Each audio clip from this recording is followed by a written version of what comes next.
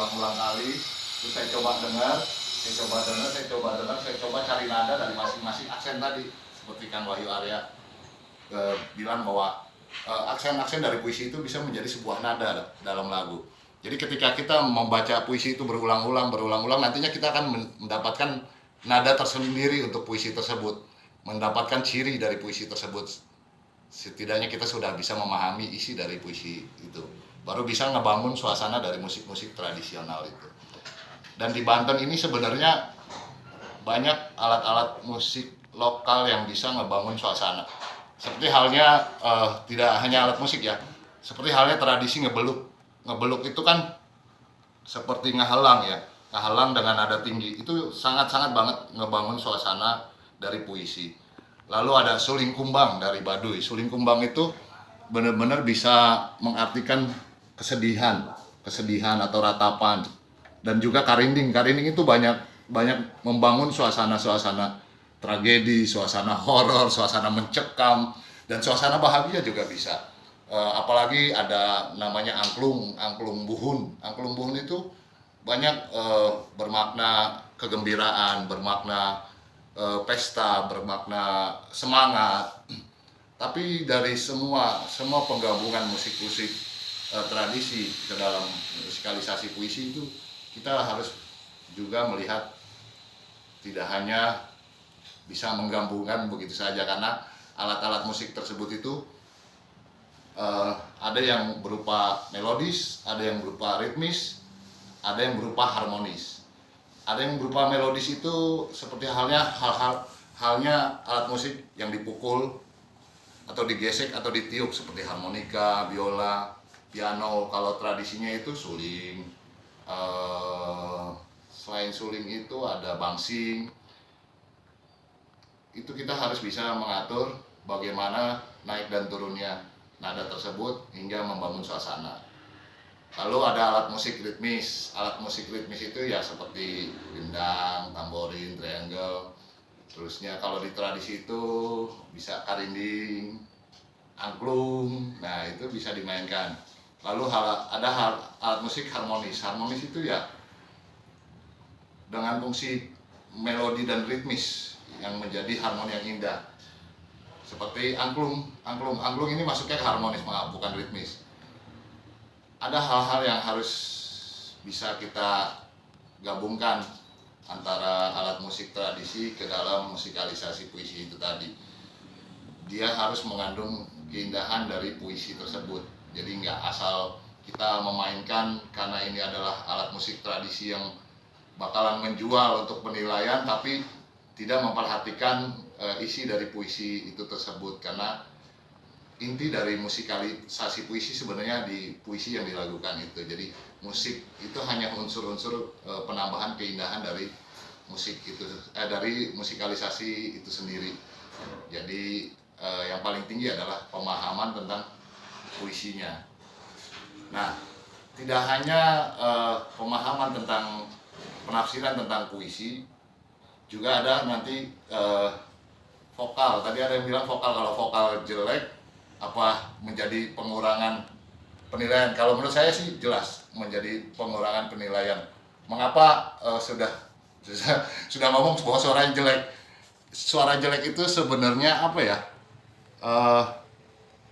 Nggak ada sih suara yang jelek. Kurang indah mungkin ya, kurang indah.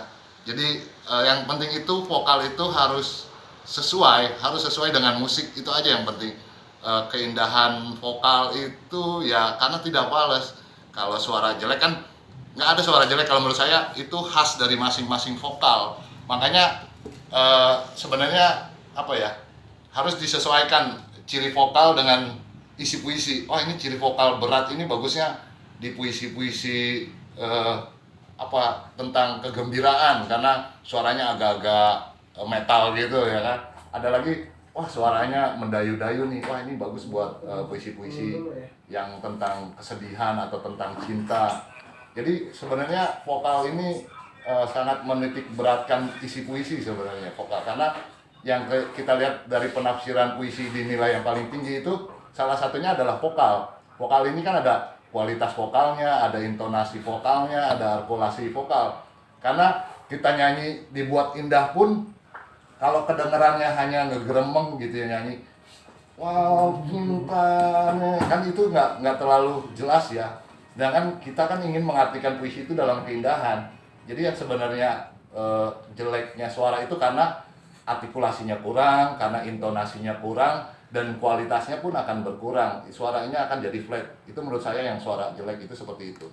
Kalau masing-masing vokalis itu pasti mempunyai ciri khas masing-masing. Dan kemarin saya lihat itu, ini untungnya untuk tahun ini virtual ya, Pak Dodi ya. Untuk ini virtual, jadi kita bisa ngetek ulang terus. Karena kemarin itu kebanyakan kesalahan itu karena penampilan. Jadi karena ditonton oleh juri, oleh peserta-peserta lain, penampil itu merasa grogi, jadi demam panggung. Demam panggung itu apa ya, musuh terberat festival.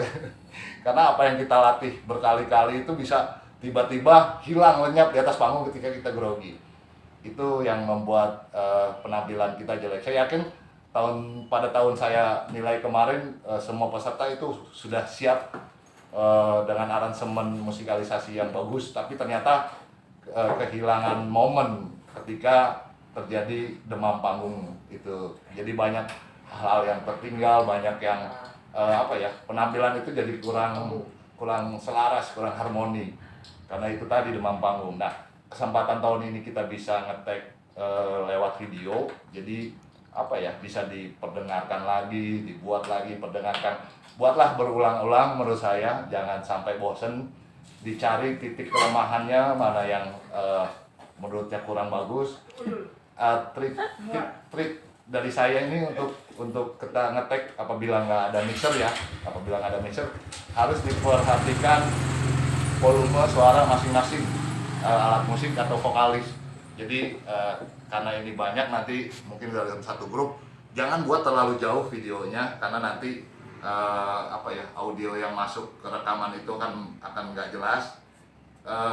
Dibuat urutannya aja, kira-kira yang suaranya volumenya rendah itu paling depan gitu loh. Dan utamakan vokalis itu memang harus lebih maju ya, karena yang kita dengar itu adalah tentang penafsiran puisinya dengan vokalnya itu tadi. Apalagi alat-alat musik yang kayak saya mainkan Karinding ini nggak bisa dia terlalu jauh dari video itu ya, dari kamera. Dia harus lebih dekat. Jadi alat musik pukul yang besar-besar, misalnya gendang atau beduk, rapak beduk, itu usahakan sejauh mungkin, karena itu ketangkep suaranya bisa mendominasi suara-suara yang lain. Jadi ngetek videonya itu lebih selaras, lebih harmoni. Terus juga harus diperhatikan tentang konfigurasinya, geraknya, dan gaya-gaya timnya, karena akan dinilai juga seperti halnya penampilan di panggung, tapi ini bedanya kita membuatnya dalam video. Kalau menurut saya untuk yang tradisi ini, Banten memang harus menemukan khas sendiri, khas dari Banten, karena nantinya kita akan membawa ke tingkat nasional. Kemarin saya sudah menemukan beberapa grup di waktu saya penilaian juri itu menggunakan alat-alat musik khas Banten dengan ciri langgam budaya Banten, tapi memang ada penilaian yang masih saya bilang masih kurang tentang penafsiran puisinya, tentang komposisinya, tentang keselarasannya, tentang vokalnya, juga tentang penampilan. Jadi menurut saya semua harus diperhatikan, tapi tetap semangat untuk membuat Banten ini bisa bisa menjadi pemenang lah untuk musikalisasi puisi tingkat nasional. Dan memang untuk tahun ini sepertinya kita perlu Pak Dodi, untuk ciri khas kebudayaan Banten ini bisa dimunculkan untuk tradisinya. Jadi silakan para guru pembimbing menggali tradisi lokal Banten, mencari ciri khas. Kalau menurut saya masih banyak ya, yang tadi saya bilang ada suling kumbang, ada angklung buhun, tapi perhatikan juga nada-nada yang dimainkan, karena tidak semua alat musik tradisi itu, tidak semua nada-nada itu bisa digabungkan dengan alat musik modern. Ada beberapa nada yang memang kita harus adaptasi, tapi menurut saya kita lebih banyak main di minor ya, untuk lagu-lagu sedih, dan mayor untuk lagu-lagu yang gembira, untuk puisi-puisi yang gembira, karena minor itu lebih mendalam untuk memainkan puisi-puisi tentang cinta atau tentang kesedihan. Saya pikir itu aja Kang Dodi, ini bisa ada diskusi lagi karena nggak banyak materi dan dadakan juga informasinya. Saya ucapkan selamat berjuang untuk semua demi Banten kita. Ayo maju terus, semangat. Iya siap. Ya itu tadi dari Kang Muklis ya. Ya. Mungkin kiat-kiat tips untuk menafsir musikalisasi puisi, dan ternyata Kang Muklis sebenarnya tidak hanya yang merasakan di panggung itu, tidak hanya mereka yang tampil live kan, Pak Juri. Waktu kami pengalaman tahun kemarin, waktu mengambil gambar untuk perwakilan nasional kan, itu kita berkali-kali